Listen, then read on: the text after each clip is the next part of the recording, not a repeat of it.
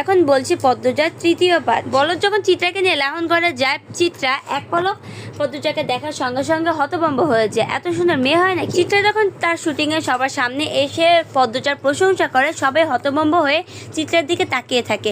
কারণ চিত্রা এক নারী যে সর্বদা নিজের প্রশংসা করে, কোনো নারীর প্রশংসা শুনতে চায় না, সেই কিনা পদ্মজার প্রশংসা করছে। তাহলে মেয়েটা দেখতে কতই না সুন্দর। চিত্রার মুখে প্রশংসা শুনে লিখন শাহ একটু হতভম্ব হলেন এবং তার আগ্রহ আরো বেড়ে গেল পদ্মজাকে দেখার জন্য। শেষমেশ কিন্তু লিখন শাহ মানে আমাদের বিখ্যাত নায়ক, সেও কিন্তু পদ্মজার প্রেমে পড়ে যায়। আর পুরোপুরি ঘটনাটি আমি বিস্তারিতভাবে বলতে চাচ্ছি না, একটি চিঠির মাধ্যমে আপনাদের জানিয়ে দিই। লিখন শাহর পক্ষ থেকে পদ্মজাকে দেওয়া একটি চিঠি। প্রিয় পদ্মফুল, আমি ভেবে উঠতে পারছি না কিভাবে কি বলবো।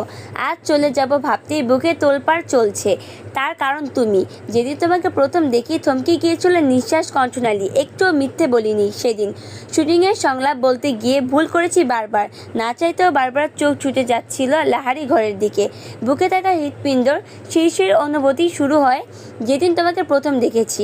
প্রতিটা ক্ষণ গুনেছি তোমাকে দ্বিতীয়বার দেখার আশায়। দ্বিতীয়বার দেখা পাই যখন বেগুন নিতে আসো। সেদিন কথা বলার লোভ সামলাতে পারিনি। টমেটোর অজুহাতে শ্রবণ করি পদ্মফুলের কণ্ঠ। মনে হচ্ছিল এমন রিনরিনে গলায় স্বর আর শুনিনি। রাতের ঘুম আড়ি করে বসে তোমার প্রতিনিয়ত দেখার একমাত্র পন্থা তোমার স্কুল। সবার অগোচরে কতবার তোমার পিছে ছুটেছি, তুমি বোকা ধরতে পারোনি একবারও। সুন্দরীরা বোকা হয়, আবার প্রমাণ হলো এই রাগ করবে না বোকা বলেছি বলে। জানতে পারি তোমার মায়ের ইচ্ছে তুমি অনেক পড়বে। অনেক উঁচু বংশের থেকে তোমার বিয়ের প্রস্তাব এসেছে, তাও তিনি ফিরিয়ে দিয়েছেন। সেখানে আমি অতি সামান্য, তবুও সাহস করে তোমার বাবার কাছে বিয়ের প্রস্তাব দিই। পদ্মফুলটাকে যে আমার চাই, তিনি রাজি হননি। নায়কের সাথে আত্মীয়তা করবেন না আর বললেন তোমার অনেক পড়া বাকি, তোমার মা কিছুতেই রাজি হবে না।